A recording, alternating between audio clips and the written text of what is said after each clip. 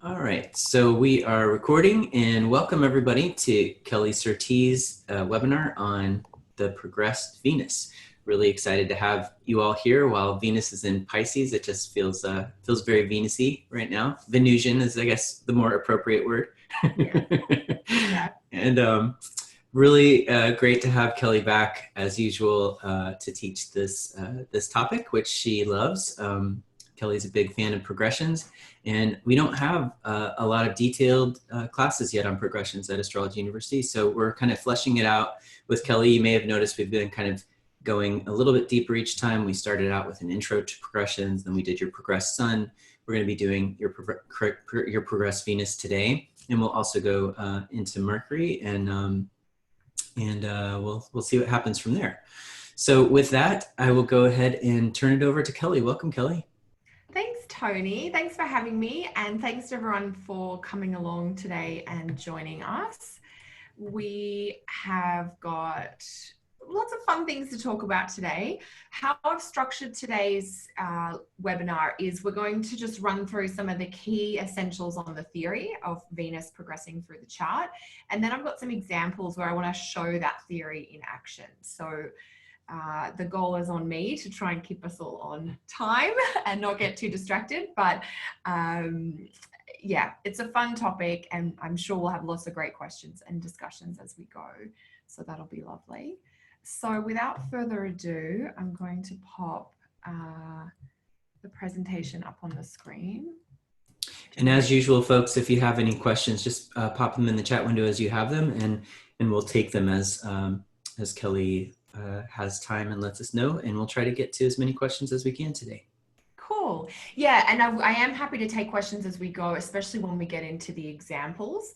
The first little bit, I'm just going to pop some theory out there. We do have, as Tony mentioned, we've been doing a series of workshops on progressions, but I did want this webinar in and of itself to be somewhat complete. So there's just a couple of minutes I'm going to take at the start of the presentation to give you a quick run through of how you can find out where your progressed Venus is if you don't have any fancy astrology software.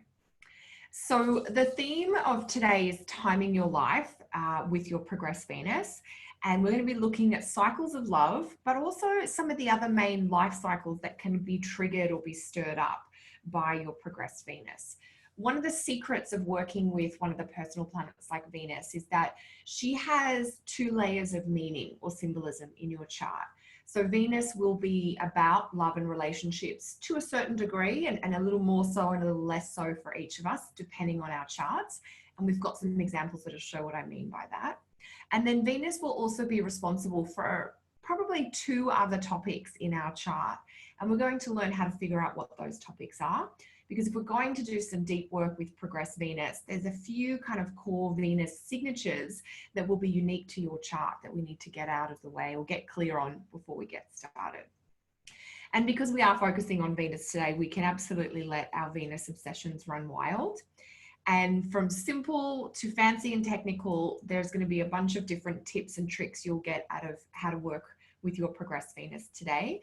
So we will build from the simple and the basic into the more complex throughout the webinar. And I've thrown in one of the most complicated things you can do with progressed Venus at the very end, just to show you where you can go with this technique when you get really comfortable with it. So depending on where you are as you come into this webinar, you may learn some of the basics that get you started to working with your progressed Venus. And for some of you, the basics may be a little bit of a review, and then you'll get some of that more technical stuff as well. So first thing that you'll need to know, which is an essential, is where is your Venus by progression?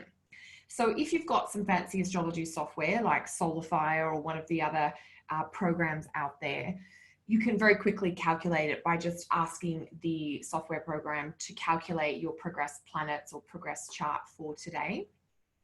I do like to, even though you can do that quickly and easily with your software, I do still like to encourage students to old school it with an ephemeris. And part of the reason for that is that you can see all of the movement of your progressed Venus in just a couple of pages if you go to the ephemeris. So if you're looking for some of those big shifts that can happen with progressed Venus, it's almost like you get your life at a glance when you go to the ephemeris. So if you don't have access to software program, or you just want to get that year at a glance, what you do is you go into the ephemeris and you look up the date that you were born. That date is going to be year 0. So you start counting on the day after you were born. So the day you were born is year 0, and the day after you were born, or day 2 of your life, if you like, that's year 1. And then you keep counting down the ephemeris day by day until you get to your current age.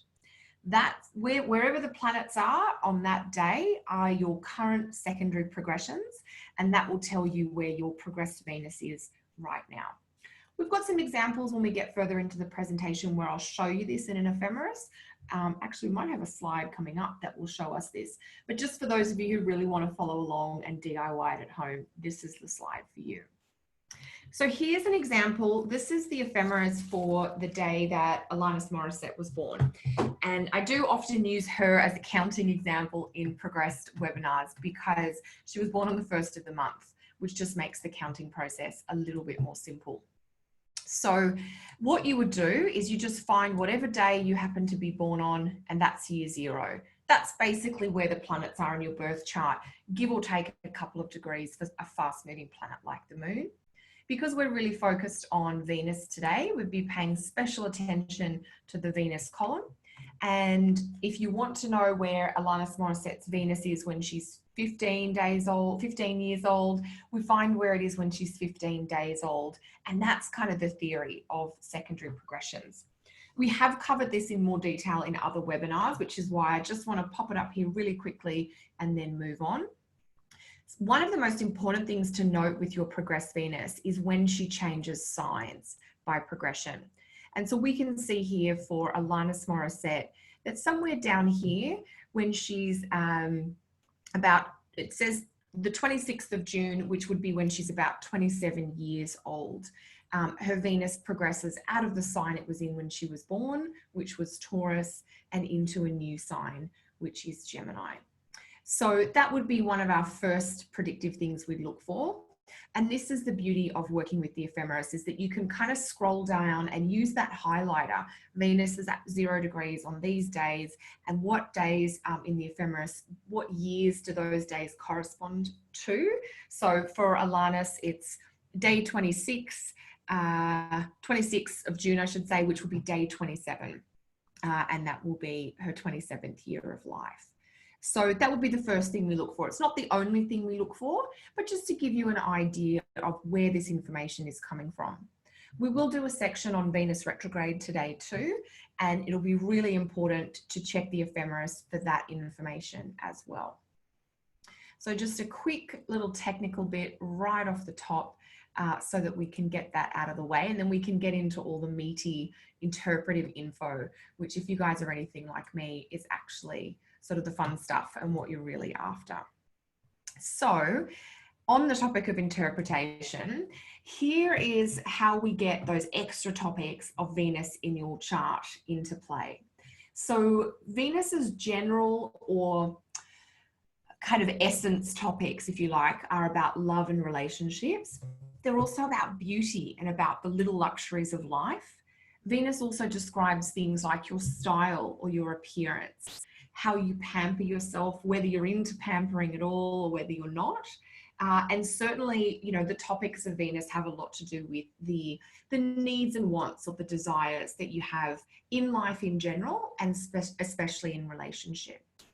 But you'll also have some other significant topics connected to Venus in your chart, and these will come out of the houses ruled by Venus's signs. So these will be the houses in your chart that have Taurus and Libra on the cusp. Whatever topics those houses are connected to are going to be your personal Venus topics. So for instance, I have Taurus on the 3rd house cusp in my chart. And so one of the topics of the 3rd house is siblings. The other one is communication. So Venus rules siblings and the topic of communication for me personally. That kind of a topic is what's called your chart specific topic of Venus, and it's something that's really personal to you. Now, one of my big passions when I want to do any chart work, natal chart work or predictive chart work, is I want to make it as personal and as individualized to the person that I'm working with. And this is one of the ways you can do that through this house rulership connection. So it's really important to know what extra topics Venus rules for you, and you get them by the houses of Taurus and Libra. And so let's pop a couple of charts up to see what we mean by this. And so we've got Alanis Morissette here, our first chart for today. And so she has Venus on the 10th house in her chart. Now I am using what's called the whole sign house system. And one of the little differences for those of you eagle-eyed, paying attention at home, in the whole sign house system, the midheaven is an important degree as it is in any other house system. But in the whole sign house system, the midheaven is what's known as a floating degree, and it can sit anywhere in a number of houses around the top of the chart. The 10th house still means what you think it does, and the midheaven means the same things too. So in the whole sign system, you can sort of have two parts of the chart speaking to career. So I just wanted to clear that up as we get going in case this house system is new for you. So Venus's signs, we've got Taurus on the 10th house, and we've also got Libra on the 3rd house. And so for Alanis Morissette, Venus is really tuned into the topics of career and life direction, 10th house, and the topics of creativity, self-expression, as well as siblings for her, because she also has a Venus-ruled sign on the 3rd house. So when we start to do timing work or dynamic cycles work with Venus, we need to keep in mind that Venus, particularly for Alanis Morissette and for most of us, will be more than just love and relationships. So if Venus, natal Venus in Alanis Morissette's chart was receiving a transit, it can trigger love stuff, it could trigger 10th house stuff, and it can trigger 3rd house stuff. And remember, when we're progressing the chart, we're taking a natal point and we're moving it forward through time. And what we're essentially doing is taking some meaning, so an updated sense of significance around that planet's topics based on its movement in the chart. So if we see something significant happening around progressed Venus, we know for Alanis Morissette, we've got 3 topics that we want to pay attention to, that progressed Venus thing could be affecting. So let's have another look at, or let's have a look at another chart, just so you can see how this continues to work, because I know everybody comes into astrology with a different background and a different level of kind of skill set and experience. And so I think it's important just to cover off how much you can use these different features. So we're going to look now at Dolly Parton's chart. And I really enjoy her chart. She's got some fascinating stuff going on here. And if we're keeping our focus on the topic of Venus, Venus rules the 2nd house where she has the sign of Libra. And Venus also rules the 9th house where she has the sign of Taurus. So for Dolly, Venus topics would also include 9th house, so international opportunities, travel, her philosophy of faith in life. And it would also include 2nd house topics, money, cash flow, income, finances. And when we work with Dolly's chart as an example chart later in the presentation, we'll see how a major change around her progressed Venus brought a really lucrative opportunity her way. So I wanted to show you today that Venus can be more than just love and relationships. And so that when we are working with Venus by progression, we've got a lot more info that we can get that is beyond just the romantic realm, which I think it's just good to keep that in mind. So now we've got little drawing symbols. Let me get rid of those. So let's take a little bit of a look into Venus's cycle. Okay, I can just see a question coming up here. If you have relocated, do you use your relocated chart? No. Progressions is one of those topics that you don't do relocations with. I know, and relocations, I mean, I think everyone has sort of their own 2 cents, so all I can give you is the Kelly take on that. So yeah, there's a fair argument for relocating for timing techniques like solar returns, for instance. But for something like your progressions, which are really anchored into the natal chart itself, you will want to keep that natal location. So if we're going to progress Venus, we must know how Venus moves through the sky. So for this, we've got to go back to the ephemeris, which you're all going to either be in love with or sick of by the end of this presentation today. What we're really looking for is how long does Venus spend in a sign? How often does Venus go retrograde? One of the things I love about working with progressions is it does bring you into a deeper sense of engagement and connection to the way the planets move through the sky. So when you get to understand the kind of really subtle qualities to these planet cycles, you can see how rich their progressed info and their cycles can be. Now, there's a couple of the points here that I can give you the general info. Venus goes retrograde about once every 18 months, and that retrograde period lasts for approximately 6 weeks. Now, if you're not born just before or near or in that Venus retrograde period, for the most part, Venus retrograde is not going to be a factor for you. Now, if you are, or you're working with a chart that does kind of cross into the Venus retrograde period, there is a section coming up later in the presentation where we will answer a number of those questions. What I wanted to address here was sort of the more average experience of Venus by progression. One question students often ask is, how fast or how often is Venus moving degrees or changing signs in the chart by progression? Because Venus does have a retrograde cycle, her progressed speed, just like her transiting speed, can vary from as slow as nothing if she's in one of her station periods, and it can go all the way up to a little over a degree each day. So the kind of average, if you're going to ballpark it, is that progressed Venus is moving about 1 degree per day, but there can be a fair amount of variance the closer we get to that Venus retrograde period. So this is where I do always recommend you either check your software or you check your ephemeris. But for most of us, we will have Venus progress through between 2 to 3 signs in our chart throughout our lifetime. So the way we can test this or check it out is we jump in to the ephemeris. So what we're going to do right now is actually do that. I'm going to take us live onto the internet. And I'm just going to change the screen share option. So this will go straight into the presentation. So now what you can actually see on the screen is the ephemeris for 2018.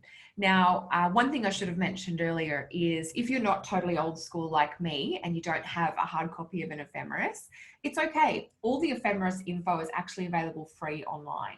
So if you just Google Swiss ephemeris and the year that you're looking for, which will probably be your birth year, you will be able to find all the ephemeris data that you need to do your progressions. So what we're trying to do here is just get a sense of the rhythm and the flow of Venus's cycle through the sky so that we can understand how that's going to show up in the progress chart. So we're looking at February 2018, and we are looking at our Venus column here. Just here. And Venus is moving at a decent kind of pace right now. We can see that for the first sort of 10 days of the month, she's moving through Aquarius. And if you get really Virgo about it and you go right into the detail, you can see that Venus is moving about 1 degree and 15, like 1 degree, 15 minutes per day. On the first day of Feb, she was at 17 degrees, 30 minutes. The next day, she's at 18 degrees, 15 minutes. And the day after, she's at 20 degrees. So she's going along quite quickly right now, which is lovely for her. Around the 11th of Feb, Venus changes signs. And so we can see we've got a few weeks now where Venus is moving through a new sign. We've got 1 week, 2 weeks, and then we will be able to see going into March, we've got basically 3 weeks, Venus moving through the one sign. Part of the reason to show you this is we want to see whether that changes much. So Venus is in Pisces for a little over 3 weeks, sort of 3, because she's moving a little bit faster than 1 degree a day. Then she moves into Aries around the 7th of March. And we can see we've got about 3.5 weeks where she's moving through Aries from about the 7th of March to the very end of March. Then we move into April. And again, we can see Venus in Taurus, one of her home signs, at the start of April to about the 24th or 25th. So right now in this part of Venus's cycle, she's spending about 3.5 weeks in one zodiac sign. Now, if we want to connect this into progressed movement, we need to transfer those weeks into days and then move those days into the years. So 3.5 weeks is going to be about 24 or 25 days. And when we use our day for a year system, that's telling us that Venus is going to be changing signs in our progressed chart about every 24 or 25 years. So that's one part of the movement we can work with. Now, if we come a little further into the year, because as those of you who may know, we are going to have a retrograde in Venus retrograde in Scorpio later this year. So as we come into that Venus retrograde, we're going to notice that Venus's cycle starts to change. In mid-May, Venus moves into Cancer. And at this time, she's now starting to spend about 4 weeks in each zodiac sign. So from mid-May to about the 13th of June in Cancer. From the 13th of June right through to about the 11th of July in Leo. And let's come down a little further and see how long she'll be in Libra. She moves into Libra around the 7th of August, and she'll be in Libra until about the 9th of September. So we're just starting to get a little over a month here. So she's just starting to slow down a little bit. And then when Venus goes into Scorpio, which happens in early September, around the 10th of September, she's actually going to be in Scorpio for a few months. Most of September, all of October. She pops out for a little bit in November and she's back in Scorpio for December. So part of that has got to do with her retrograde movement. And part of it is that the understanding that Venus slows down before and after a retrograde movement. So what I wanted to show here was just the importance of checking in with the ephemeris so that you can figure out, is Venus changing signs every 24 or 25 years for you?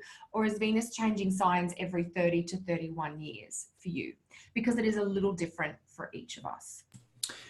Kelly, Christina was asking if the speed is connected to a Venus synodic cycle and the switch from morning to evening star. It's that's a great question, Christina. I don't think it's connected so much to the, well, hang on, let me tell you what I know. The closer Venus is to the sun, the faster she goes.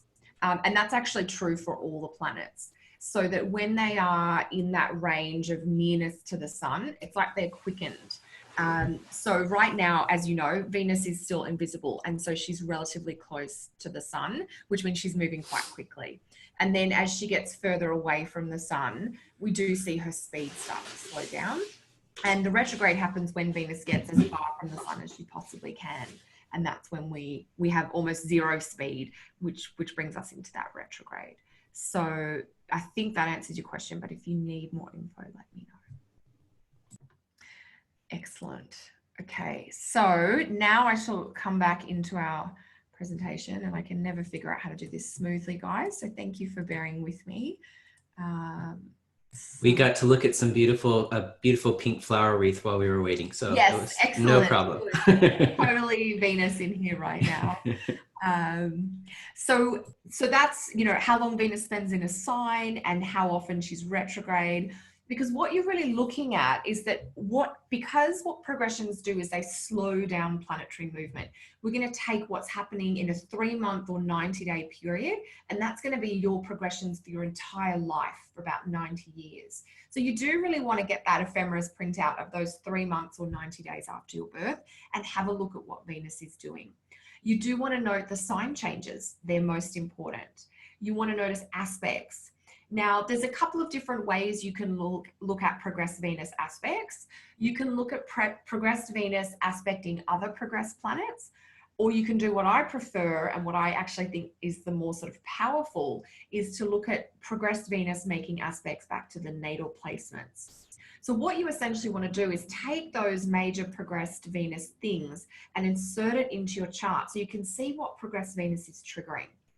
Remembering that every sort of predictive tool we use is very much about coming back to the natal chart to see what is being lit up or stirred up at any given time.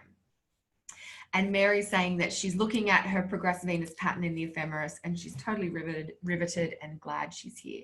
Excellent. I know it seems a little boring to actually go through the ephemeris. It sounds like a totally boring thing, but it's so fascinating, which is why I get very excited about doing that. So typically Venus will make 2 to 3 sign changes. And I want to make a special mention here of the second sign change that Venus makes. So we're talking about your progressed Venus, and you will know what sign your natal Venus is in. Now, at some point in your first 20 to 30 years of life, your Venus progressed from whatever sign it was in when you were born into the next sign around. And the quality and the interests and the needs and the desires of your Venus changed completely. Later in life, 20 to 30 years beyond whenever that first sign change happened, Venus will change signs again. Now, this second sign change of Venus brings Venus into a sign that is a little more compatible and a little bit more familiar to the natal sign of your Venus. And I'm going to take you through a diagram that goes into that in a little bit more detail very shortly. The other thing that Venus will do is that Venus by progression will aspect almost, I think we could safely say for most of us, unless you're born in that special Venus retrograde period, which as I said, we'll talk more about a little further into today. For most of us, your progressed Venus will actually aspect all of your natal planets at least once.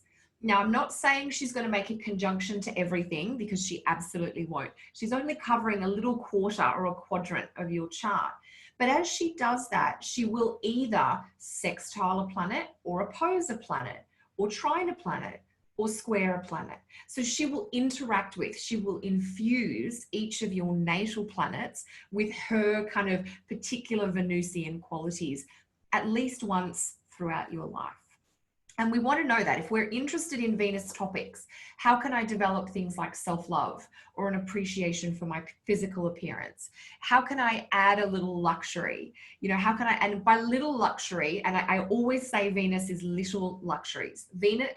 Jupiter would be large luxuries. Jupiter is more extravagance or that classic wealth and abundance.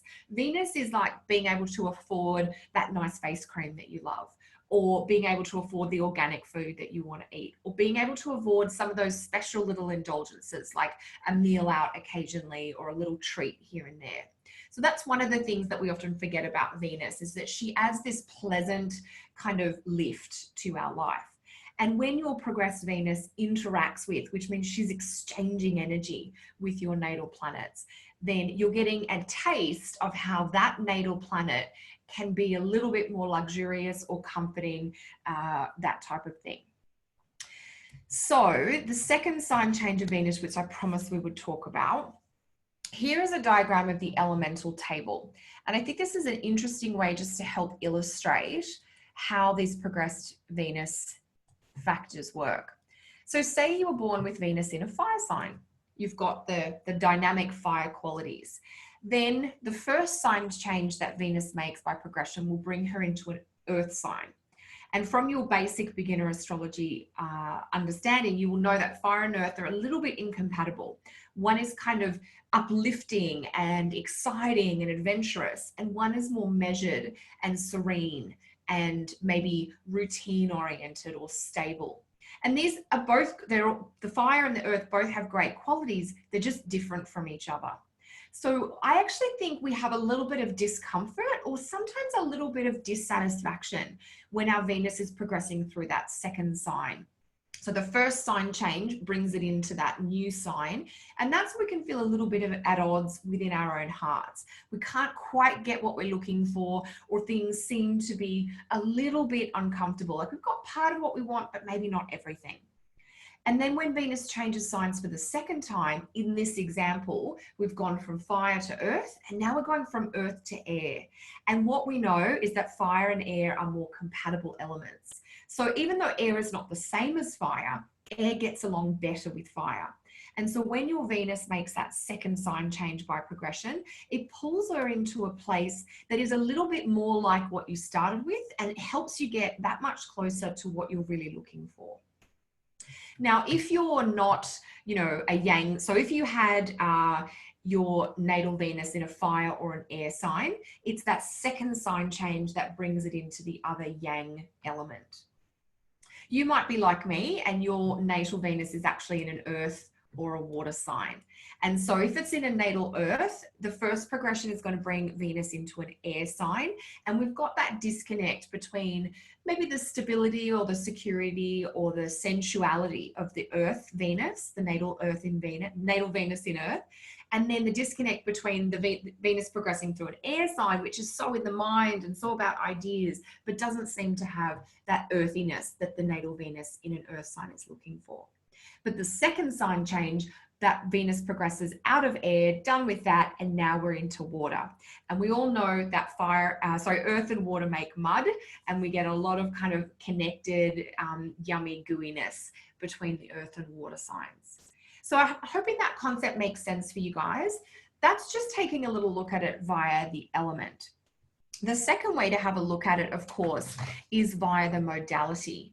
And that's one of the other disconnect things that happens in that first sign change. Whether your first sign change is from fire to earth, earth to air, air to water, or whether it's from water over to fire.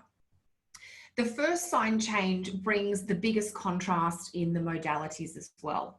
Maybe you were in a fixed sign, your natal Venus was in a fixed sign, and now she's moved into a mutable sign where you don't have that solidness that the natal Venus in fixed needs.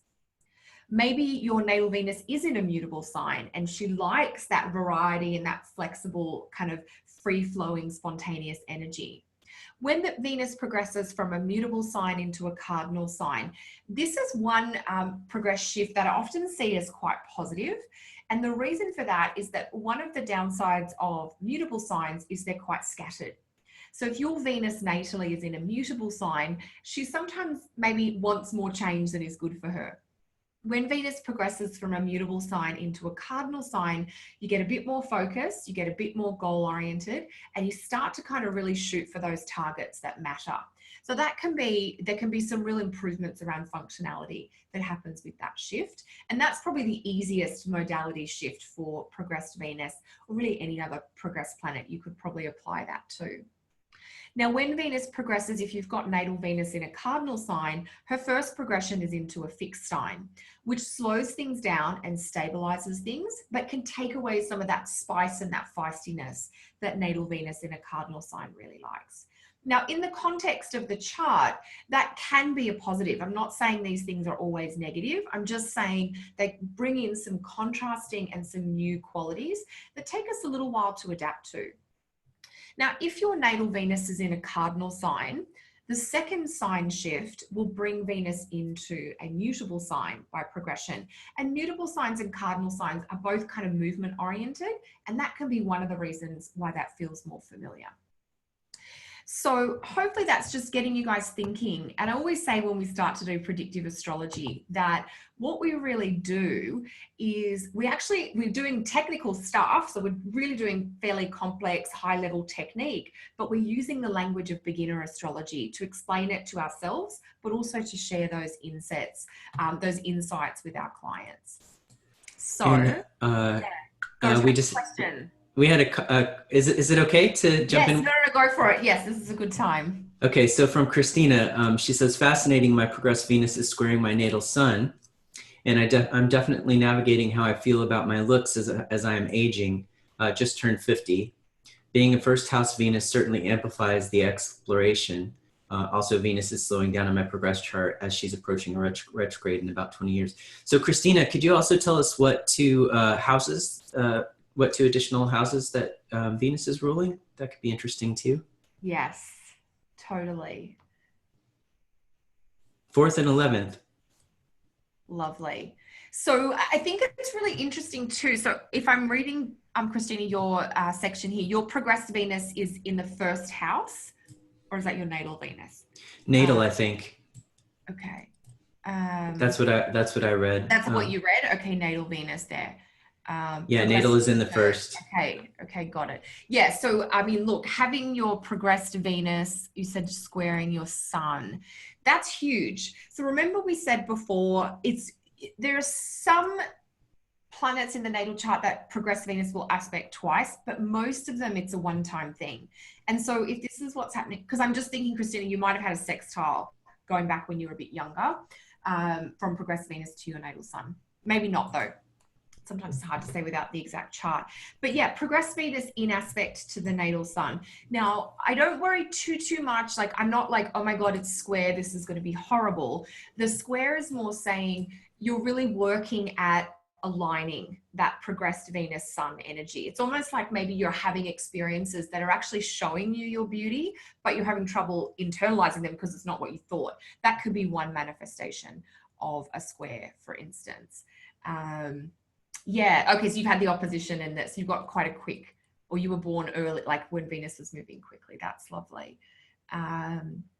Yeah, so there's a lot. And then progressive Venus squaring the sun, it's almost like the topics of the 4th and the 11th houses are sort of in a little bit of conflict or putting pressure on your identity right now. And that's part of the adjustment process. So there's quite a deep, rich level of meaning that you can get when you work with the aspects, progressed aspects or transit aspects through this house rulership way. You know, Venus represents the 4th and she's squaring your natal sun.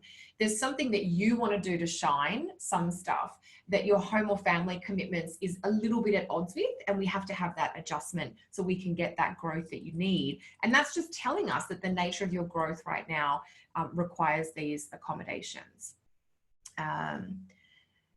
Of course, and your big move. Yes, of course. Okay, this is wonderful. So we'll just see if there's any questions here around technique. I didn't see any. We're getting some good shares now. Yeah, the sharing is fantastic. Yeah. And yeah, Donna's question here is great, that Venus is in one house natally and rules 2 others. And straight away, then you've got like the trinity of your Venus parts of your chart. The house she's in and the 2 houses she rules. And that's juicy info to work with that. And then Aeolia is here as well. Her progressed Venus, and this is great. So she has natal Venus in Pisces and her Venus progressed into Aries at around the age of 15. And she just says that explains a lot in capital letters. So say no more. We can all imagine how much more confident and outgoing that Venus gets when she progressed into Aries. And if you're using the whole sign house system, because I know some of my students are on the call here who do use that, then when Venus changes signs, she also changes houses as well. And I think there was one question. Okay, cool. I think everything's answered for now. I know. Sorry, thanks for that. Mary Pat just said a lot of the posts must be visible only to the panelists. And that's something that I forgot to say at the beginning. When you're typing in your question or your comment, if you, right above where you type it in, there's a little drop down and you can change that to all panelists and attendees and then everybody will see it. If you didn't mean to do that and you only meant to send it to Kelly and I, then definitely you can just change that to all panelists. But if you'd like it to be visible to everyone, just change that in the drop down. That's excellent. Yeah, of course, Tony. And for people who are comfortable sharing their stories, I always think it's great if you can share it with everyone because you guys will learn from each other too, which is just excellent. So let's come to Alanis Morissette again.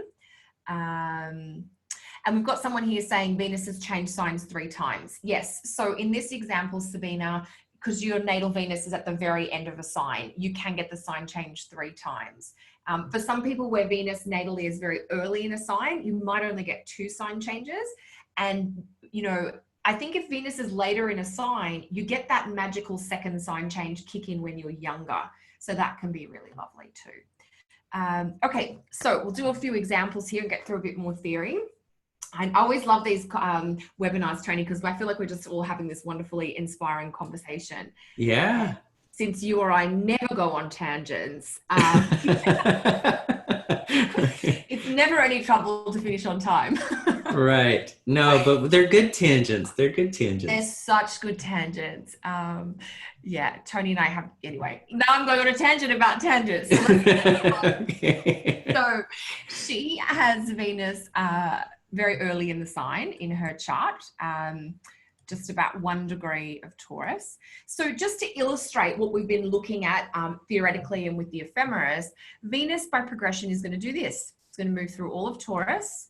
It's going to move into Gemini. It's going to move through all of Gemini and probably all of Cancer. 90 degrees coverage by Venus by progression is about as far as she's going to go for most of us. If you were born when Venus was going quite quickly, you will get that next change around, and she'll go a little bit further just because she's covering ground faster. So if we think about the aspects, and I think aspects from a progressed planet to a natal chart are absolutely golden timing indicators, because we get this rare new infusion of planetary energy that is unique and going to happen once in a lifetime. So you always want to look for those aspects and not just conjunctions.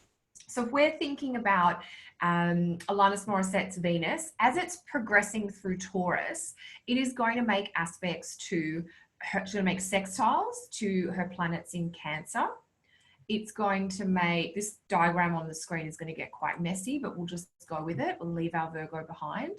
As Venus progresses through Taurus, it will also make a sextile over to her Jupiter. If she had any planets later in Scorpio, she would oppose them. If she had any planets in Leo or Aquarius, that progressed Venus would square them. When Venus moves into Gemini by progression, then it's going to make a different set of aspects. And what she'll do is, while she's progressing through Gemini, she will be squaring the Jupiter. She will oppose the Neptune. She will make a trine to all the planets down there in Libra. And of course, she will conjunct the Sun in Gemini. So there's a number of aspects and a number of activations of that progressed Venus energy that will come through there.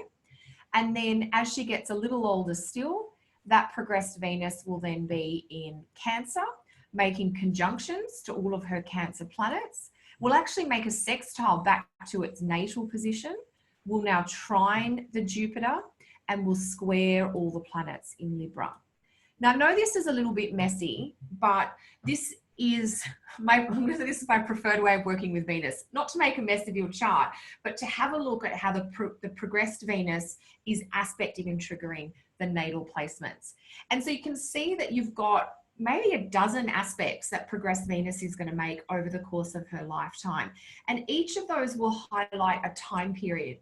So depending on how quickly your progressed Venus is moving, an aspect from your progressed Venus can last only 6 months if progressed Venus is moving quickly, or as long as 18 months to 2 years if progressed Venus is moving a little more slowly.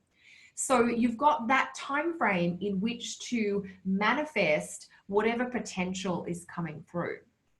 What we can see from this sort of slightly crazy diagram is that progressed Venus is going to trigger this natal Jupiter 3 different times. And we're going to see a little bit of a repetition of theme or story coming up.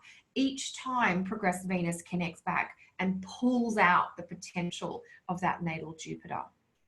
Progressed Venus is also going to make us, quite a few aspects to the Libra planets and quite a few aspects to the Cancer planets as well. So you can start to build a story. In Alanis's case, progressed Venus will sextile natal Jupiter, square natal Jupiter, and trine natal Jupiter. And since Jupiter is a really positive planet, she's got Jupiter in Pisces, which makes it even more positive. We've got some potential kind of goodness that can come out of this, and we can give her those 3 windows of time throughout her 90-year life when that information or those opportunities can come forward for her. Now, the Virgo in me is struggling with this chart, so I've got to clean it off. But hopefully that's illustrated the point for people. And let's just see if any questions are coming through. We've got one, Kelly, that's in the Q&A window about progressed retrograde. So this is from Oradora, who says, my progressed Venus has been retrograde since I was 7-ish. It will be going direct in 2020. How does this affect me? I'm going to do a whole section on the retrograde cycle. So we'll just hold that question, Oradora. Awesome. I know that it's such a special situation that we need to address it for sure. And that's about it. Cool. Perfect. Perfect. So now let's see this in action and let's put some of the story behind this, because Alanis Morissette was kind of huge in the 90s. She's Canadian. So whenever I am teaching and using Alanis's chart, I feel like I'm honoring my new sort of home country. So this is Alanis Morissette's progress chart for 1995. Now, she was actually a child TV star here in Canada, and she recorded a couple of kind of bubblegummy pop, like early Britney Spears type songs in the albums in the early 90s that kind of did okay in Canada, but weren't really that huge. And what happened in 1994 is that she got connected to a much larger record company, and she actually went out to the States. And this is her progress chart for 1995, which is the year that Jagged Little Pill came out, which was and continues to be this amazingly best-selling album. It topped all the charts, and it had a particular single on it called You Ought to Know, which was kind of raw. It was a song about pain and being discarded, and about the shock of, being replaced as your lover's lover, essentially. So the year before, her progress Venus was at 25 Taurus, which meant that it was making a sextile to her natal Mars. Now, if we look in the natal chart, that Mars makes a very dramatic square aspect. So natal Mars is square Uranus, natal Uranus. So anything that triggers Mars or triggers Uranus is going to pull that explosive Mars-Uranus square into the mix.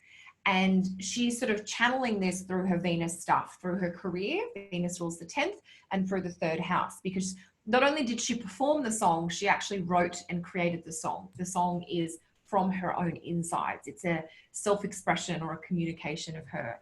And what it expresses is this angst. And it's quite rude, and I don't want to, upset people who may be still having their orange juice and coffee, depending on where you are listening to the lecture.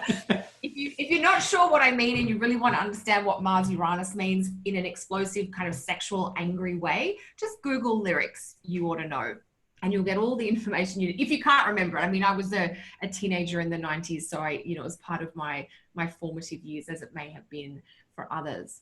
Kelly, I've seen you, I'm sorry to interject. I've seen you teach this particular one before, and this time it just struck me that it's not just in the lyrics either. It's actually in the quality of her singing and the way she repeats certain phrases in the song. So it's like the whole song is infused with that Mars-Uranus energy, even on a kind of structural level. Yeah, so it's not, that's a great point, Tony. It's not just the words, it's the creative composition as well, right? It's got that jarring kind of, angry elements to it. Yeah, and it's I do a lot of karaoke, and it's a very popular karaoke song, and people have so much fun with it. But yeah. Yeah, because I think every time and this is the beauty of like when you connect with artists and their work, that song is an expression of this energy in her chart as it was triggered in this way at this time. So anyone who sings this song is like channeling that Mars-Uranus. You step into that energy, yeah. You step into it.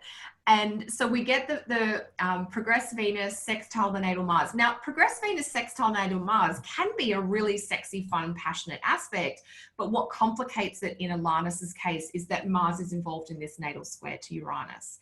If Mars was conjunct Jupiter, perhaps, this would have been a whole different kind of song, basically, or experience. The other feature for those of you who work with fixed stars in the chart, so 1994, progress Venus is at 25 Taurus, triggering the Mars-Uranus. She's writing the song. She's getting those new levels of freedom. She's actually going away, Mars in the 12th house. She's going away to a foreign country, and she's processing all this angst about, betrayal and anger. And then in 1995, progress Venus gets to 26 Taurus. The album comes out. The album was only expected to sell just enough copies to allow her to start building a fan base in this international market, and then to get a second album on the board. But a radio station, I think out in LA, picked up this song, You Ought to Know, and it exploded. And I think part of that, what Venus has shifted by progression to in 1995, it's conjunct a very powerful fixed star known as Algol. which is at 26 Taurus. And this is a star that is often associated with like angst or anxiety. It's got raw creative power tapped into it, but there's also a lot of emotional pain that goes with it. And whether you use a lot of fixed stars in your chart work or not, it's this particular fixed star, 26 Taurus, our goal, is fascinating from a progressed perspective. Because if you have a progressed planet that moves over 26 Taurus, it's picking up the energy of the fixed star that emanates through that part of the zodiac. And it's almost like your life for that time becomes an expression of the mythology of that fixed star. In the same way that when your progressed Venus makes an aspect to a natal planet, that progressed Venus is channeling or acting as a vehicle for the energy of that natal planet. So we have this sort of 1-2 punch, 94, 95, where we're getting this explosive creative energy, but a lot of pain and a lot of emotional angst coming out. And we see this kind of raw breakup album hitting the charts. And so that's just a little example of that. So a question here from Martina: how does an unaspected natal Venus react to progressions if it is not well related to the natal chart? So I don't really work with unaspected planets, and that's not because I'm a lazy astrologer, but I just have a slightly different take that from the traditional background in which I practice, we're looking at more features around a planet than just its aspects. We're looking at its strengths, its house placement. When Venus progresses through the chart, she changes from whatever condition or possibilities she has natally. So really what we're doing is we're looking at progressed Venus as a trigger and as a carrier of the energy of Venus. So she doesn't necessarily carry the problems from the natal chart or even the potential. She carries the potential of whatever degree she's activating at that particular point in time. So it's a bit less important, the natal condition of Venus. There are some instances where that's important, and I'll talk about that in some examples later. But it's more important, what is progressive, where is she now, and what is she stirring up in the natal chart? So yeah, there's some really great questions here. And if we have more time at the end of the presentation, I'm going to come back and come back to some of them. This is Alanis's progress chart for right now, February 2018. I'm just going to make one brief mention here. Her progressed Venus has come up, so it's changed signs, moved most of the way through Gemini. She hasn't recorded anything in about 8 or 9 years. And that progressed Venus in the next 18 months is going to make that trine to her natal Uranus. And she's just announced that she's going to be dropping a new album later this year. And I think we're going to see some more of that kind of Uranus creative energy coming through, but maybe with less of that heavy energy that we saw back in the mid-90s. So it's a little bit of a watch this space for her going forward. Tony, were you going to say something there? You might not have been. Nope. I was just reading a question that we had on progressions to progressions. We've had a couple of those. I don't know if you want to throw that in now or do it later. We'll do that later because I've got an example at the very end that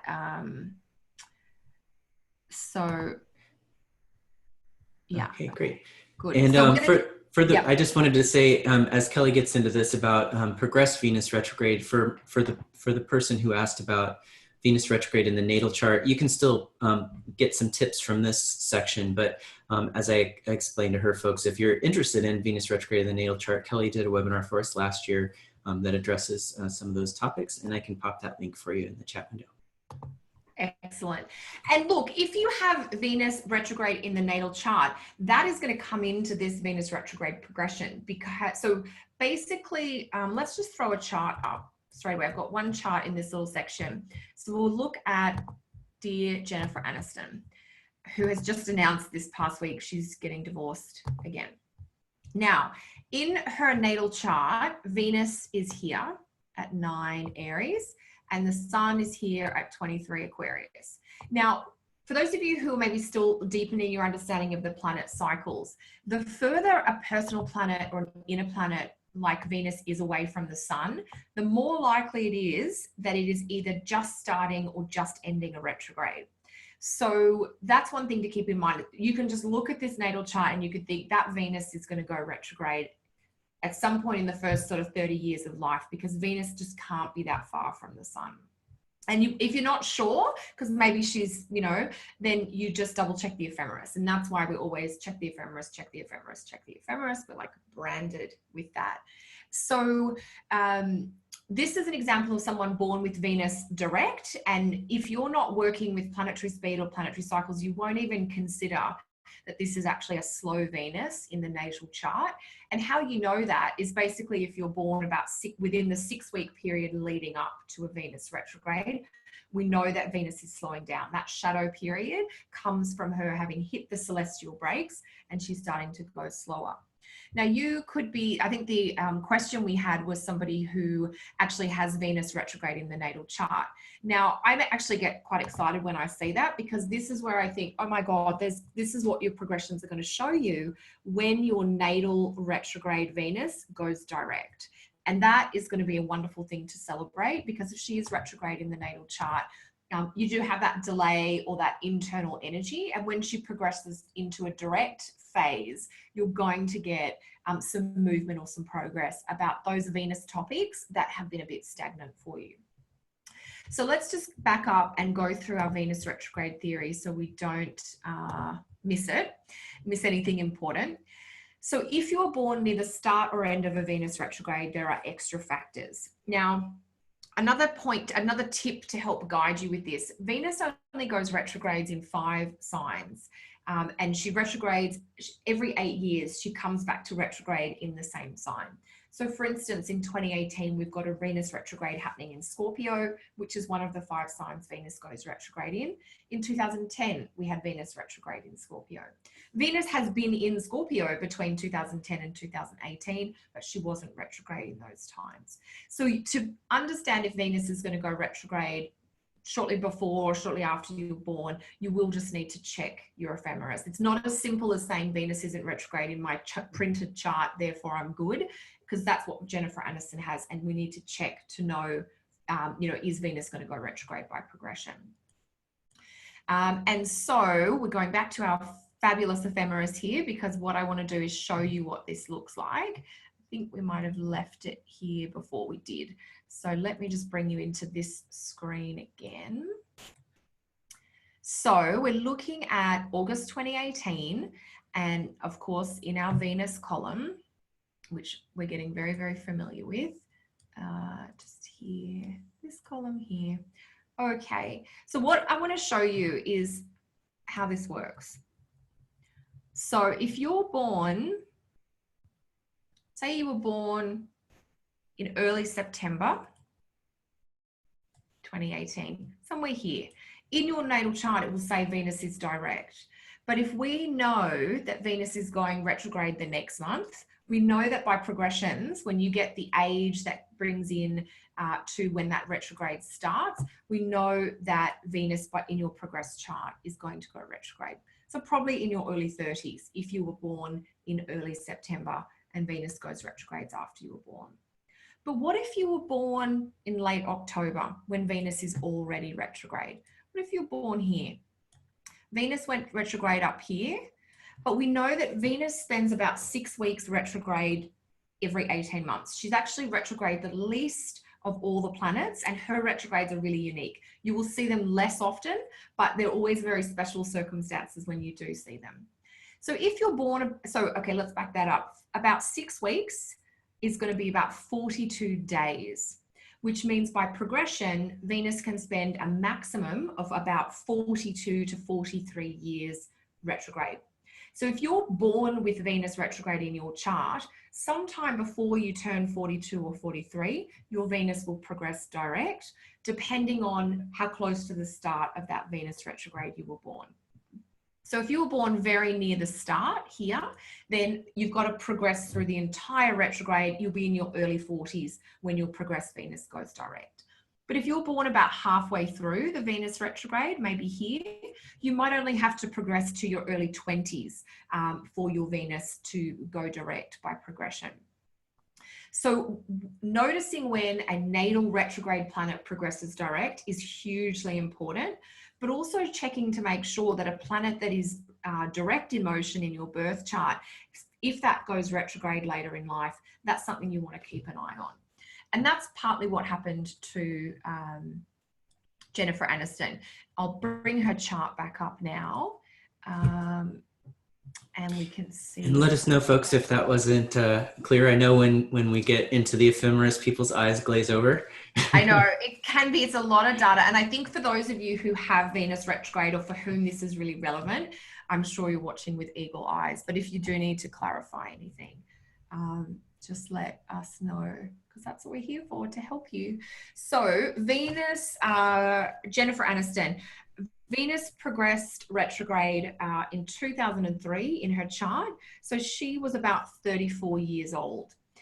So that means that 34 days after she was born, Venus started her retrograde. Now, she was 34 when Venus progressed retrograde in her chart, and we know that Venus retrogrades last for about 42 years. Then she's going to be in her early to mid 70s when her Venus progresses direct. Now, this is why we want to be really specific about what topics does Venus rule and what does it mean to have retrograde Venus by progression. It's not a blanket, oh my God, you'll never be in love. It's not as simple as that, because there's more than just Venus that influences our love life. And Venus retrograde is not a blocking energy in and of itself. It changes the quality of the energy. It makes it more introspective or internalized. So basically, you go from being maybe less of an outgoing person to more of like a quality over quantity person, if you like, with that progressed Venus going retrograde. So even if and the reason I wanted to include a section on that in the presentation today is, even if you personally don't have Venus retrograde, if you're working with charts and you're working with clients, you are going to see this come through. When Venus progresses direct, in the chart, we often get some improvement or some opening up around Venus topics in the chart. And when Venus progresses retrograde, we get a softening or a settling, or we get a wanting to slow down and to go deeper. So depth can be a really big feature of a progressed Venus retrograde. So when Venus is retrograde, she emphasizes a sign. We're going to have Venus in Scorpio for about 3 months towards the end of the year, which is much longer than the 3 to 4 weeks she normally spends in one zodiac sign. And depending on, if you're born maybe early, a couple of days before the retrograde starts, it may be that Venus just stays by progression in one sign for you if you're born near this retrograde cycle. So in the cases where Venus retrograde is a factor, you do want to note the age that you were or you will be when Venus stations direct or Venus stations retrograde. Because she's only retrograde for about 40 years, 42 days or so, 42 years, if she does station retrograde, figure out when she'll station direct. You may be significantly older, but it will be worth knowing that you've got these different chapters or chunks of time. And I've just put the details there that Venus is retrograde for about 6 weeks, which translates to 42 days. And then by progression, that gives us the 42 years. So if you don't have Venus retrograde, you may be less interested in this, and you've probably not thought about it as much as the Venus retrograde people have. But it is important if you do have it. And I think it's important to try and figure out, even if it doesn't relate to you directly, because you will encounter it in client practice. And Kelly, were you going to say some more about Jennifer Aniston's chart? I think I just want to show it. Did you want to say something about her? Yeah. Unless you had more to share about her chart. Oh yeah, I was just thinking when you popped it up, Jennifer Aniston's hair influenced a generation, and she has Venus ruling the first here, right? Yes. So yes. And in Libra, and it was like the right haircut for the time and for the moment, and then Venus progresses retrograde, and she's no longer that it girl, but she still has the same kind of style. And so would you say that when a planet progresses retrograde, that just like when there's a retrograde transit, I always tell people, to use the words like revise, revisit, and maybe with Venus, like review your style, because she's a first house, right? Venus ruling the first house, like take a look at your style and see if maybe your style is like, not in tune with who you are anymore, maybe there's something you need to go back and revisit about it and rethink and rework, restructure. 100%, Tony. Yeah, absolutely. And I think Jennifer Aniston's is a great chart. Like, we often think about her in the context of her relationships, but Venus does rule her first house. So she's got one of those charts where Venus really describes her. And it was 2003. She was in the middle of her marriage to Brad Pitt when her Venus went retrograde by progression. So she and Brad met in 1998 and they got married in 2000. And it was in 2003 that her Venus went retrograde by progression. And then in 2005 that they separated and got divorced. And then and just like her style and how we thought of her defined by her relationship, and even before her marriage with Brad Pitt, just being a part of the show called Friends. Yes. Yes. Like even the title of the show, right? And 100%. she was such a major part of the show. I mean, some people would say it was her show kind of thing. The major character. And then Venus progresses retrograde, and she starts making some darker films. There's some Black comedies. She's still doing romantic comedies, but they're not landing in the same way for people. She's not as popular. But then she makes a movie called Cake in 2014, which is a major stretch for her, where it's a very serious, dramatic, dark story. And here we see Venus on that underworld journey, so to speak, as part of 100%. retrograde and that's cycle. a really good point, because what I've got here now actually is Jennifer's current progressed chart. And what we can see is her progressed Venus is now really close to her natal Saturn. So that idea of the more serious or the more dark, I think we're going to see more of that in the next couple of years from her, because as her ascendant ruling planet is now progressing back over her natal Saturn, second time, because it's already progressed over there once. Right. Yeah. Oh, and that makes me think, I just realized the other house it's ruling is the 8th. And this movie, in this movie Cake, here's the one sentence description. Claire becomes fascinated by the suicide of a young woman in her chronic pain support group while grappling with her own very raw personal tragedy. Yes. That's really interesting. Really interesting. So great. To wrap some of the things we've been talking about, Venus rules the 1st and the 8th. So there's some of the most important topics connected to Venus for Jennifer. And I think we see that, and you're talking about that suicide link, which was great. I just had another point to make and I've lost it, but that's okay. That's okay. I'll fill in while you're thinking. Just that I've looked at a lot of film charts and actors charts, and their Venus. Your Venus is often related to your art. Your if it's if it's the chart of an artist, and I think of actors as artists and her craft, and so you can see the topics of Venus coming through. Her choices and roles and the way she's doing her craft. So makes sense that you'll see those 1st and 8th house topics show up in her films.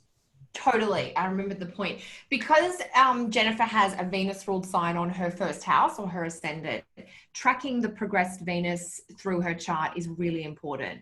So one of the things I teach when I teach predictive astrology is that we're sort of more attuned to the progressions or the transits or the dynamic cycles of certain planets than we are to others. And the planet that rules your ascendant sign is one of those planets that your soul is really attuned to or is really going to be affected by. So Jennifer's got a great example, and I think there's probably a research project here for someone who's really interested to have a look at the cycle of her progressed Venus and the aspects it's made to the natal chart. She actually has one of those charts that, because Venus was fairly early in the sign and then it's gone retrograde, it's stationed retrograde at 26 Aries. It'll actually be in Aries her entire life. So she's not going to get those sign changes that we talked about. I mentioned that those sign changes earlier because most of us, the average person's experience with Venus has those 2 or 3 different sign shifts with their progressed Venus. Jennifer Aniston is one of those examples of someone who doesn't and who won't because of where she falls in that Venus retrograde cycle. So she's a really good example of a few different things. Okay, so let's pop on because we've got some more examples. And I know, Tony, you will have lots of good comments about some of these. So we're going to talk about, so now that sort of completes the formal theoretical part of today's training, where we've talked about how to track Venus by progression, how to look at the topics that Venus is connected to in the natal chart, how to figure out the aspects that Venus would be making. And we've talked about prioritizing progressed Venus aspects back to natal planet aspects. We've looked at sign changes and house changes. And we've also talked a little bit about that progressed Venus retrograde cycle too. So now we're just going to see how some of those aspects can show up. So let's do that. So David Bowie, his progressed Venus, or his natal Venus, let's start there, here in Sag. So we know that over the course of his lifetime, his progressed Venus is going to do this. Now his Venus is kind of behind the sun. It's a long way behind the sun, but that tells us that Venus, if it's doing anything, it has come off a retrograde. So she's just going to be moving forward and catching up to the sun. Now for him personally, this is a good example chart because it pulls a few things together. Venus rules the 9th house and the place where we have Taurus, which I can't see because I've got the 4th house here. And over the course of his lifetime, Venus will make a number of those aspects we've talked about. One of the things I found really interesting when I started to learn a little bit about David Bowie, and I have focused mostly on his personal life, so I definitely don't sort of have a detailed biography of his musical history, but I was really interested in his relationship life because he was married and had a couple of really significant relationships through the 70s and 80s that were just really messy relationships with power dynamics and drug problems and control issues. And then in the early 90s, he meets Iman, this gorgeous, exotic, dark-skinned model from somewhere in Africa, and I should have checked, so I apologize. And he falls madly in love, and they stay happily married for the rest of his life. So I'm always very curious when you hear stories like that. How does someone go from one type of experience to another, and what changes for them?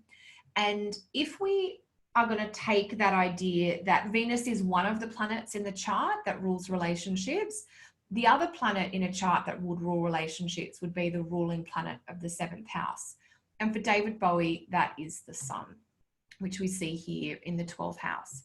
And so what we're going to look at is what happened, or the progression, and you guys might be getting to this already, what happens when progressed Venus hits this conjunction. And that's actually the timing, almost to the month, within a 6-month period, I think, of when he met Iman.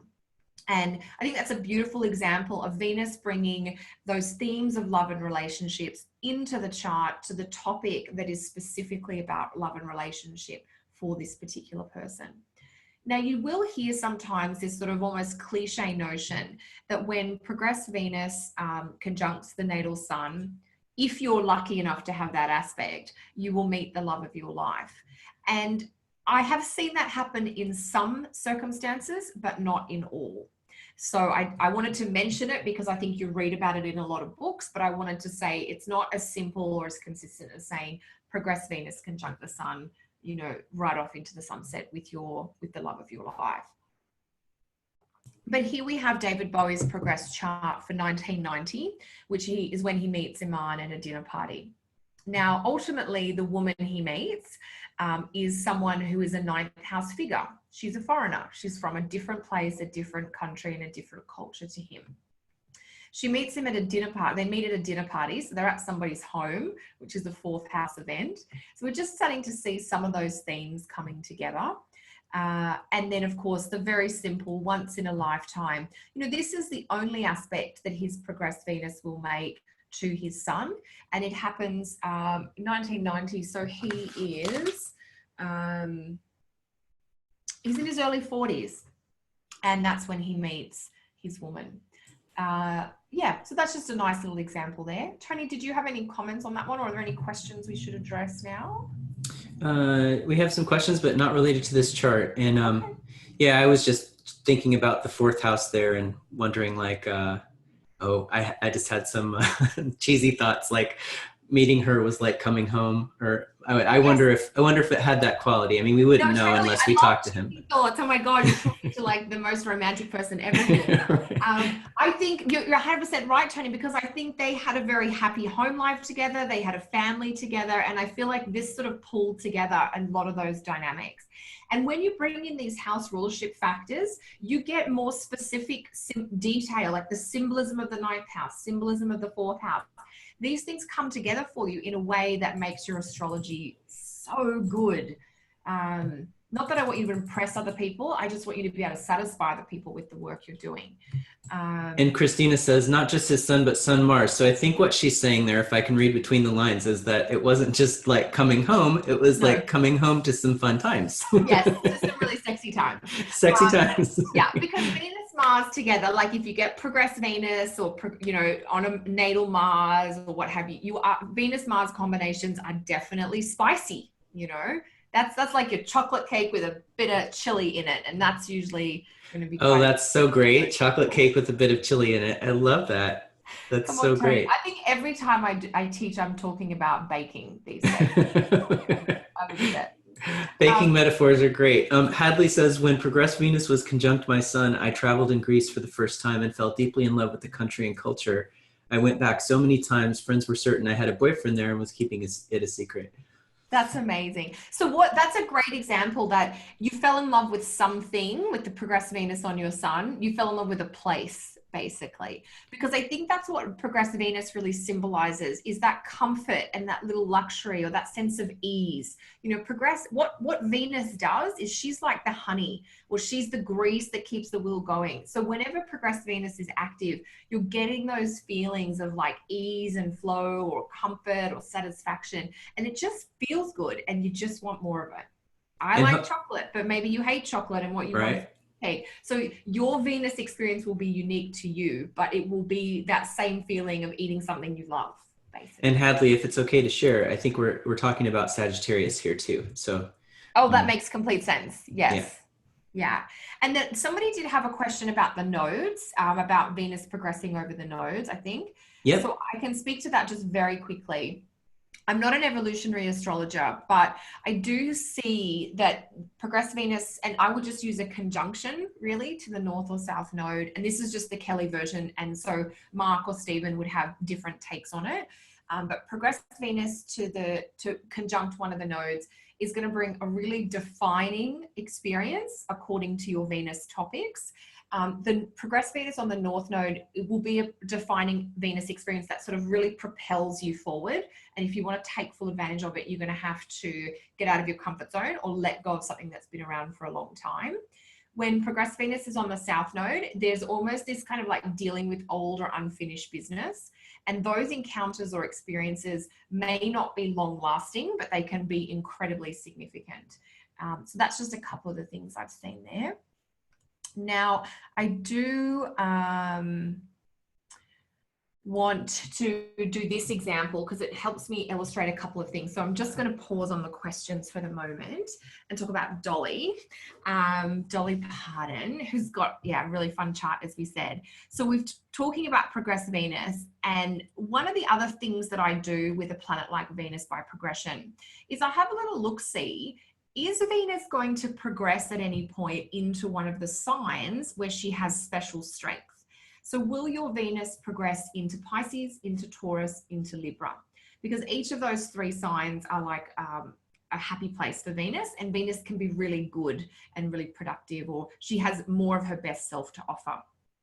So with Dolly Parton, born with Venus in Capricorn, her Venus will progress into Aquarius, and then at some point it's going to progress into Pisces and probably into Aries because it's quite at the end of a sign there.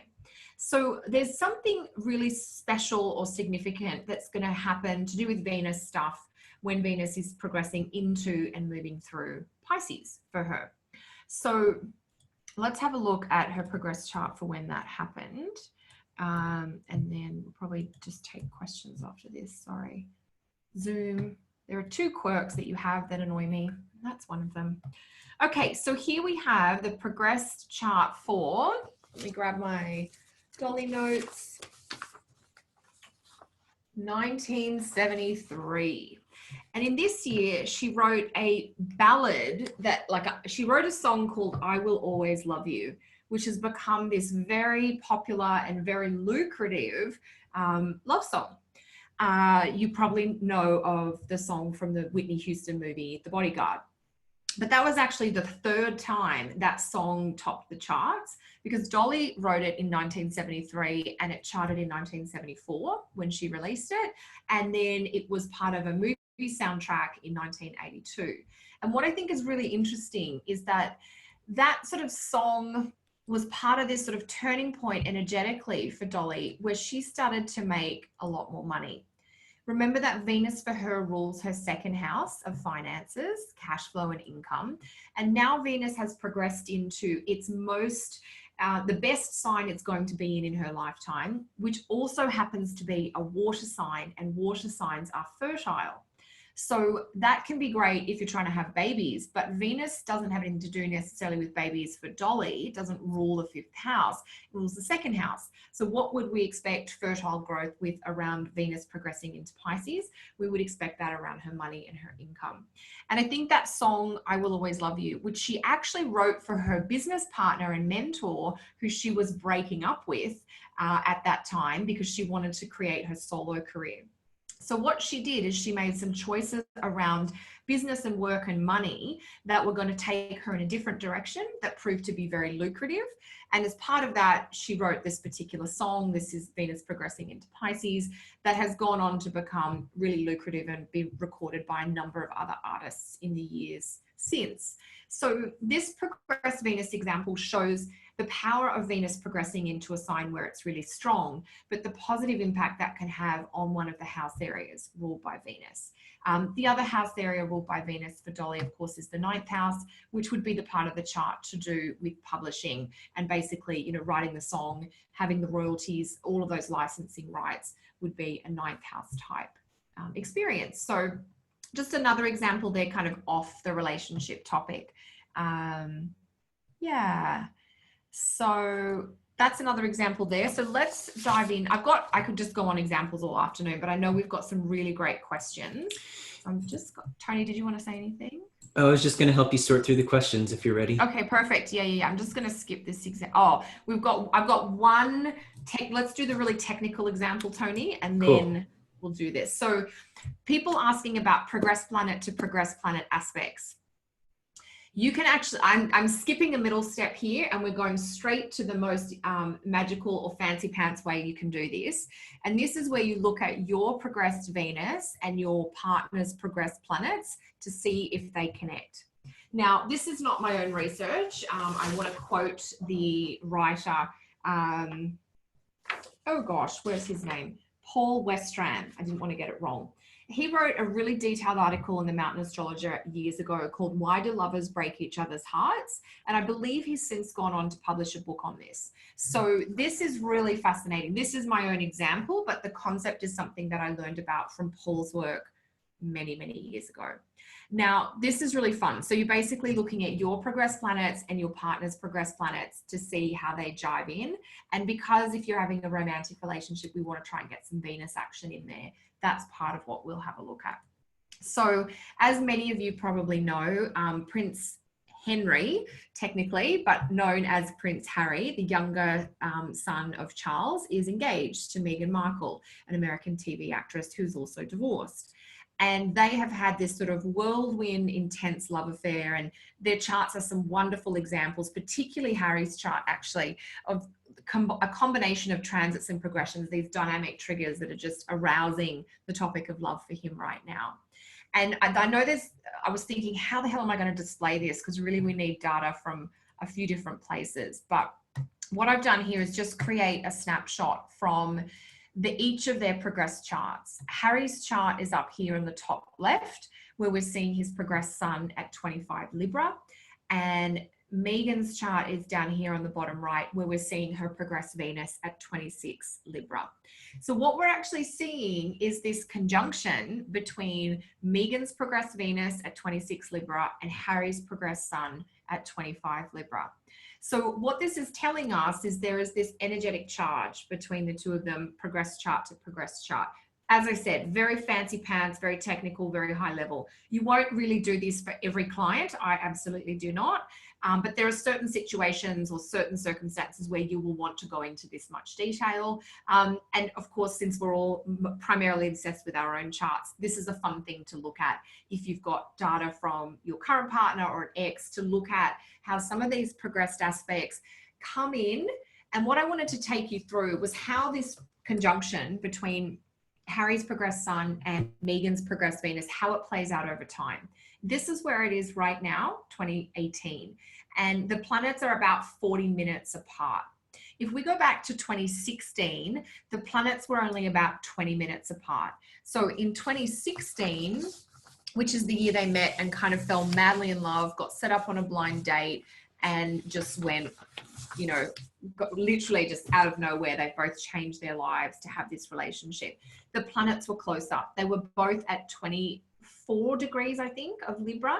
And so that progressed aspect was sort of at its peak, at its closest point in 2016.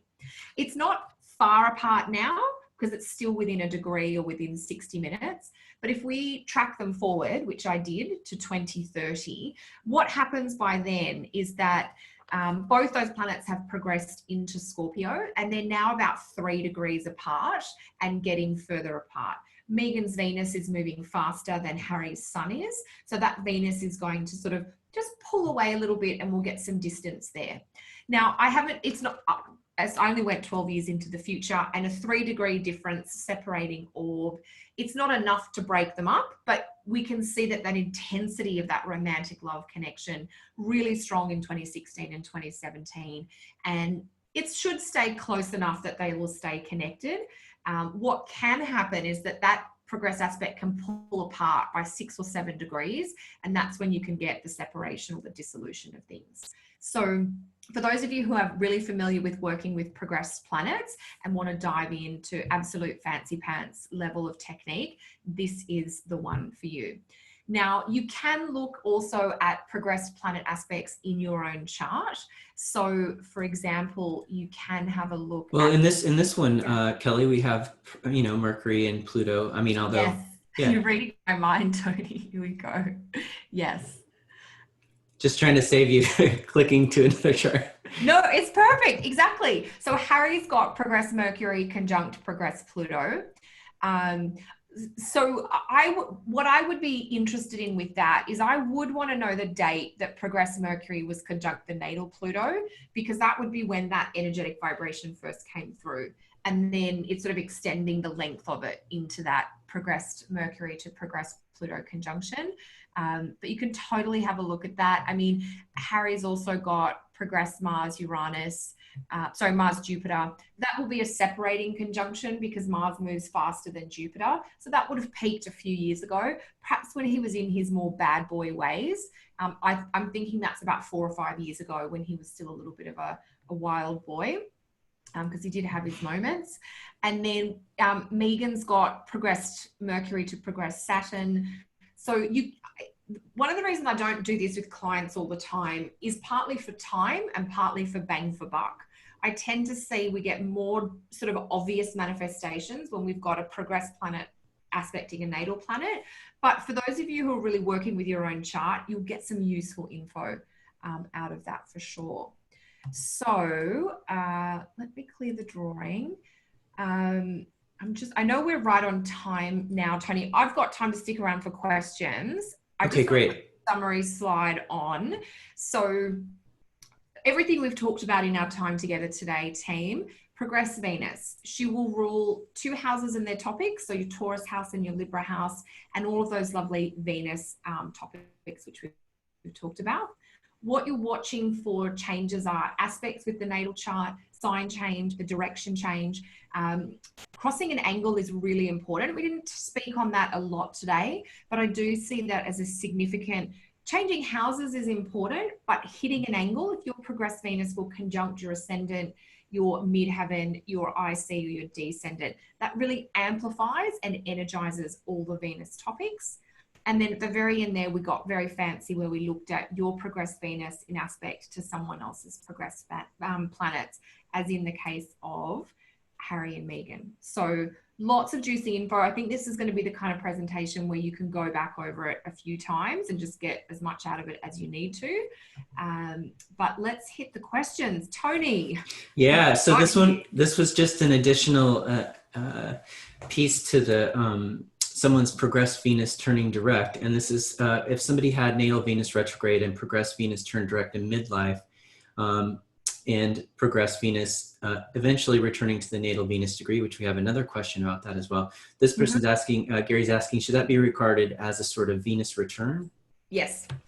Short answer, yes. And Stephen writes about that in his book, The Changing Sky. So if you've got a progressed planet that's retrograde, a natal planet that's retrograde, and then by progression, it comes back to that natal degree, it's almost like a starting over energy where the progressed planet catches up to the natal place and it now can move forward from there, which it hasn't been able to do in the life thus far. Right. And it seems like that could happen even if your natal Venus was essentially direct but slow in the natal chart, and then it progressed retrograde, and then because it would go backwards over that same point, and then it could come back up and catch up with Venus again. So would you say it's almost like you can pick up that topic again with more forward momentum? Yes, absolutely. It will depend whether progressed Venus makes the conjunction to natal Venus while progressed Venus is retrograde or direct. And the question I had was specifically natal Venus is direct and catches back up to the natal. This progressed Venus is moving direct now and catches back up to natal. That's the best one. That's the best one. Now that will typically happen if you're born, a week or two after the start of the Venus retrograde. So you've got Venus retrograde in your natal chart, but you're born into the cycle rather than at the very start of the cycle, just based on length of life, essentially. So what would be some good advice with that one? Oh my gosh, what would be some good advice? Progressed Venus catching back up to natal Venus, I'm like, just go for it. You will be like, have some curiosity about how to connect with other people and how to try fresh and different things in your Venus topics or around your Venus houses. But you almost don't need advice because you will be infused with this sense of confidence or Venusian kind of aura that you didn't have before that is going to be quite magnetic for you in your life. So you'll definitely notice it.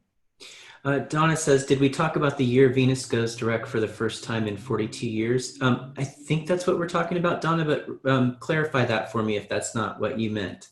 Yeah, so there'll be something different, like progressed Venus can go direct and it will be a long time before it makes the conjunction back to natal Venus. There'll be quite a few years between that. So the year that Venus progresses direct, if it's been retrograde in your chart, is a year, it's the start of an awakening process. Now, if you look in the ephemeris, I know I'm like a broken record, you will see that when Venus goes direct, she's at the same degree for 4 or 5 days, which translates to 4 or 5 years. So that's why it's a slow startup, but it's a shift in perspective the year that Venus goes direct by progression, because now before she was looking inwards or looking backwards, and now she's looking up and out and looking forward. So it's a shift in perspective to start that then slowly brings more forward movement.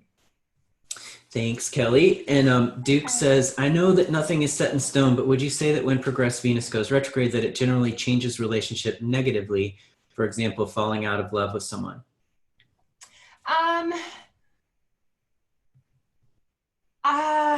My first instinct is to say, I don't think progressed Venus going retrograde on its own would have you fall out of love. I think I would check your personal 7th house ruling planet and see if that's adding into the mix. I mean, I do think of the Jennifer Aniston example, and I think, how did anyone fall out of love with Brad Pitt? But she did. Her Venus progressed retrograde 2 years before they actually separated. So something shifted, and I think it's not so much that you fall out of love with the person. What happens is that the pattern you have formed in that partnership is no longer meeting your needs. It's no longer a partnership that is aligned to what your Venus vibration is. And if you're in a partnership where your partner is open to adjusting and adapting the connection you've got, you can go forward, but most of us aren't. Most of the time, the people we're with like to keep things the way they are. And when your Venus progresses retrograde or, you know, makes an aspect sometimes or changes signs, you want something different. And if you can't get it from the person you're with, you may then have to sort of change that relationship so you can get what you now need, essentially. That's such great advice because, you know, I mean, what astrology and looking at timing teaches us is that, you know, which we can know without astrology, is that life is change. And a lot of times what really gets us into trouble is when we try to hold on to something that's just not there anymore, whether it's a part of our identity or a relationship that we've outgrown or we've grown away from each other or something like that. Totally. And I think I have a lot of compassion, you know, when you are the person or you're working with a client and their Venus has changed signs by progression or made this weird aspect and their partner's progressed Venus or progressed Mars are just ticking along as is, because for the other partner, they're not in a cycle in their own chart where they're necessarily ready to make that change. So it's quite sad. It's sort of that situation where nothing's gone wrong. We're just not a good fit anymore. And, you know, anyone who's been through a breakup will know there's sometimes the hardest breakups because you don't have the anger and you don't have the betrayal. You just have this sadness that we just can't be what the other person needs anymore. Deep stuff. And this is the psychology of astrology, which is just, you know, the really meaty stuff. But a lot of movies have been made about that subject. Yes, absolutely. Absolutely. So Linda's asking for kind of a specific delineation here of progressed Venus coming to a first house Mars Chiron conjunction. And the natal Venus is in Libra, ruling the 7th and 11th. I might have that wrong. I think, I'm sorry, natal Venus is ruling the 7th and 11th, and it has just progressed to her first house Mars Chiron conjunction. Okay, so progressed Venus ruling the 11th and 7th. It looks like it's in Taurus in the 7th, natally. So it looks like a Venus in Taurus, if I got that right. But we could just do, you know. Even just progressed Venus conjunct Mars, we can do first house. So it's Mars Chiron, and I'm going to be drawing on the very dusty corners of my brain to pull back my Chiron info, which I haven't used for a long time. But Mars Chiron, I mean, there's going to be some sort of wound or pain there around assertiveness. And I think Venus coming to Mars by progression, there's an assertiveness coming through here, like an I want energy, and grappling with the old pattern around I don't deserve versus the new pattern that's trying to emerge, which is I want and I'm allowed to have what I want. Progressed Venus on natal Mars, I think, can be a really lively or active. It's a fun, flirty combination, but it's also, Mars is about cutting away things that are toxic or things that are, you know, not good for us. And so progress Venus to Mars, it's like, just be careful with getting, like, sipping from the poisoned cup, but also wanting to recognize maybe some of those self-defeating tendencies that have been there in the past. And I think, so Venus rules the 11th and it's now progressing to conjunct Mars. You will see some of these changes in around friendships, for instance, or your group connections. And if Venus is ruling that Taurus 7th house, if that's what's going on there, then you will also see this need to deal with stuff that's become a bit toxic. It's like something that's a wound that's been festering, and progressed Venus gets on. It's like, we need to resolve this. We need to bring some sweetness in here. Can we resolve this? How do we need to do it? So I think that's how I would approach that, just based on the info we've got. So hopefully that's helpful. Thanks, Kelly. Thank you very much. My pleasure. And Waters asks, how would you describe the relationship between transiting planets and progressed planets? And Waters, so Kelly's been talking about, you know, when a progressed planet makes an aspect to a natal planet. So I think, Waters, you're asking about when a progressed planet makes an aspect to a transiting planet. Is that what you're asking? Yeah. I think that's what's being asked about there too. And that's another on the fancy pants advanced level, which is kind of fun to do. Again, you've got to do a fair amount of like prep to get there. So it may not be practical to do it for every client, but there have been some instances where I'm like, oh, that transiting Uranus is conjunct that person's progressed Venus.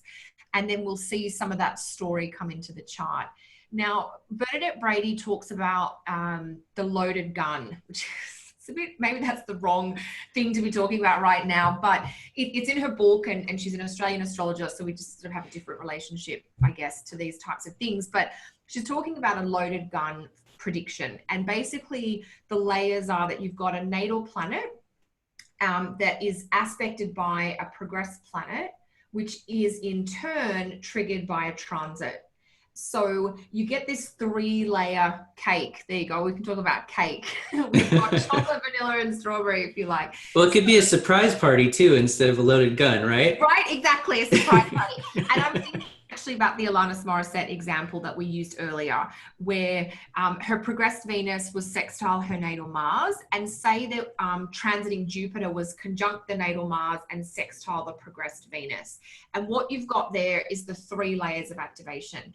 The reason that I don't prioritize transits to progressed planets is we're missing that bottom layer. Now, if you've ever baked a 3-layer cake and you try, if your bottom layer is not good, the whole thing will honestly fall apart. And I've had this happen. And so the connection to the natal chart is like the bottom layer of the cake.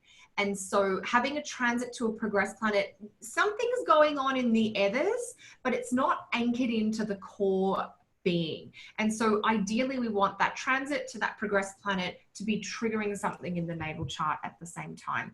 And that's how you get a stable, delicious 3-layer cake. So hopefully that humor is keeping everyone interested, because I know your brains could be a bit fried now, but I hope too that we've answered that question for Waters, but if you need more, let us know. And Waters, this might be obvious, but I'll just chime in and say that if you've got a progressed to natal transit, or sorry, progression to natal that's like underscored by a transit to natal, it's just gonna emphasize that, right? So you might have progressed Venus at the same degree that transiting Uranus is conjuncting natal Saturn, and they're all kind of hitting that same natal point. Totally. What can I can just throw a very quick example of something that's on the screen. Here we go. So I'm just using Alanis, and I'm just using her right now. So I'm kind of making it up, but I'm just borrowing. So say this progressed Sun is going to hit this natal Mars, and then transiting Pluto can come in from the other side and oppose everything. So you've got the 3 layers, just so that we can see it in terms of what it looks like. Cool. So Kim is asking, what was the Mountain Astrologer article mentioned? Okay, it is called, I'll hold it up to you here, Why Do Lovers Break Each Other's Hearts?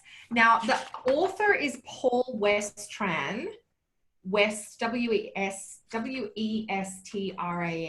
I'm sure that he has since written a book, and he does some wonderful examples at looking at Marilyn Monroe and JFK. He looks at Richard Burton and Elizabeth Taylor, and he also looks at Paul McCartney and Heather Mills, so that kind of weird relationship that he had there for a little while.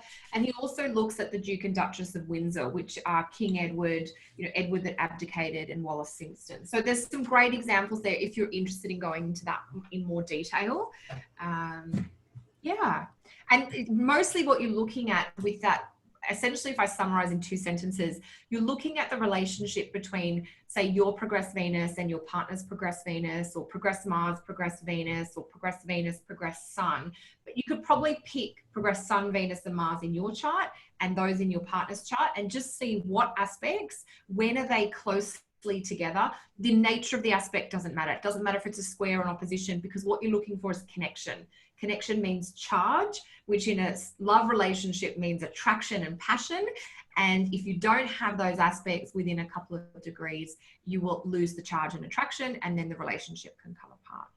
But yes, he does have a book on Amazon. Excellent. So you can definitely go into a lot more detail through that. Awesome. That's probably a good stopping point. Thanks, Kelly. That was really great. Definitely a lot of rich info there, and food for thought. And Yeah, and great comments coming in. Thanks for all those comments, folks. When stars collide, that's exactly what Paul's book is. Yes. Okay, great. Thank you everyone for coming. Thanks for having me, Tony. Of course, anytime. You know what, how dangerous it is if you say that. I know, right? So, folks, if you are interested in transits, Kelly is wrapping up a transit course online, and you could actually still register and download the first 3 installments and catch up with her for her last live installment this Monday. It is Monday if you're not in Australia. If you're in Australia, it is on Tuesday. And you can find that at the courses link on Astrology University. I'd like to take this opportunity to just explain the difference between courses and classes at Astrology University. If you're watching this a couple of years from now, this probably will be different because technology changes. But right now we have 2 separate areas in our site for classes and courses. And it does get confusing for folks. I'm sorry about that. But our webinars are in the classes area and our courses are in the courses area. So when I say area, I just mean the links at the top of the website that say classes and courses. So if you could click classes, you're looking at webinars, audio recordings, transcripts, things like that. And if you click courses, you're looking at an online course, which usually includes video. There are a few that are just audio, but it's going to be more of like a self-guided course that's going to be longer in format. And we have a different platform for that because that platform offers us some really cool technological things, like it tracks your progress through the course so that you can see where you are. You could watch for 10 minutes and come back and it remembers where you were and you can keep going. And we can't do that in our regular platform. So I just thought those features were cool enough that it justified the extra headache that it comes from, like going to that login and thinking you bought something there and you bought it from the other thing. So if you have any questions about that, always email us help@astrology.com and we'll help you get that sorted. So thanks folks for those great comments, and thanks again, Kelly. And I'll go ahead and stop the recording and we'll see you next time.